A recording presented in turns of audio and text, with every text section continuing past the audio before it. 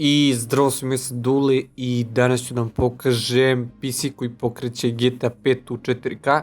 Što se tiče ploče, uzeo sam ploču iz S-Rocka, tačnije B450 Gaming K4. Podržava procesore i treće generacije na osnovu onoga kada odemo na njihov zvaničan sajt i pogledamo. Konkretno mi u ovom primjeru ćemo staviti procesor Ryzen 7 2700X koji ima 8 izgara i 16 threadova, 16 MB keša i 105 W TDP. Ovdje što se tiče RAM-a uzet ćemo neki od 3200 MHz. Cijena ovog procesora je 22.000 dinara, tačnije treba će vam ploča koja podržava AM4 soket. Ploča podržava 64 GB DDR4 memorije do 3200 MHz, 4 memorijska slota ima. Format ploče ATX, to je jako bitno posle kada budemo gledali za kućište, i podržava po pitanju PCI Express 16 slota, 2 PCI Express 3.0 x16, što znači da možete staviti dve grafičke kartice.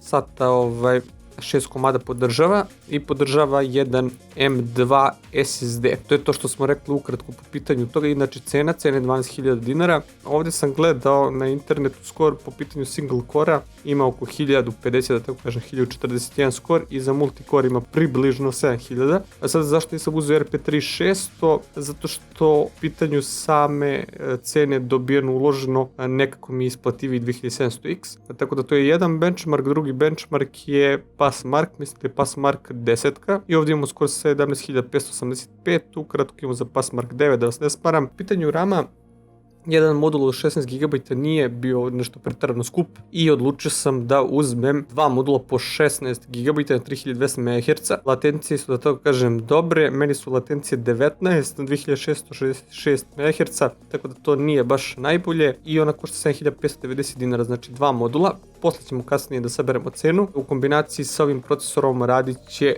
zasigurno dobro. Uzeo sam M2 SSD 500 GB, M2 SSD samo će biti u mašini i košta 13.000. Sad što se tiče glavnih karakteristika, da tako kažemo, brzina čitanja i upisa 3000/2000 MB sekundi, garancija ovdje koju daju je 5 godina i ovdje dimenzija ako vas zanima.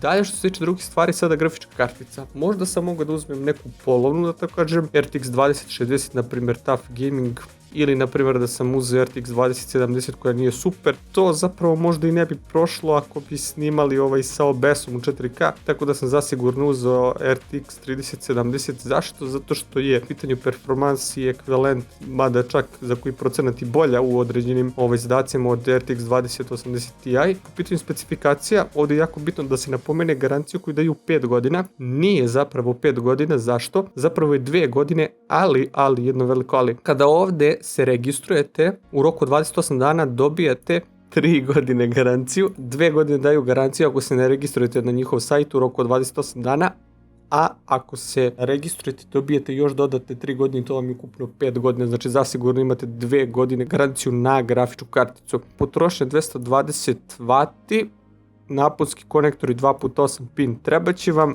i za ostale stvari ako vas zanima možete da pogledate, ima 8 GB GDDR6 memorije.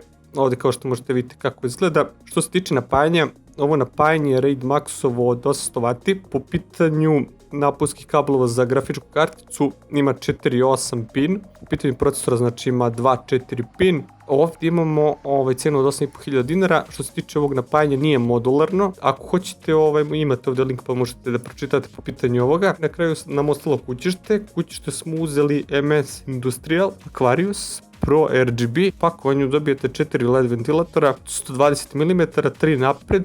Pretpostavljam da je ovo, da su to mislili, i jedan pozadi, to je ovdje. Kompatibilnost, to je jako važno, ATX, Micro ATX i ITX, Mini ITX. Znači ATX ovo gledate po pitanju same ploče, ovdje imamo format ploča ATX, znači ova dva ako se poklapaju znači da će ploča moći da leže kako treba što se tiče samih šrafova kasnije kada budete stavljali na matičnu ploču. Ovdje imamo za USB 2.0 2 puta, ovo je vjerovatno naprijed, i za USB 3.0 imamo 1. Garanciju ovdje nigdje nismo našli, niti smo vidjeli komentar da piše koliko je garancija na proizvod. Sada ćemo da uzmemo čisto da izračunamo da vidimo koliko nas je sve to izašlo. Znači 155. Ovo kada podelimo 1300 evra otprilike za računar da biste mogli da pokrenete, a ujedno i da snimate GTA 5 u 4K. 60 frame-ova naravno podrazumeva. Sada što se tiče FPS, ja sam gledao na internetu, znači kreće se određene varijacije. Od 70 do 90 frame-ova prosjek je neki otprilike 80 frame-ova na very high podešavanja.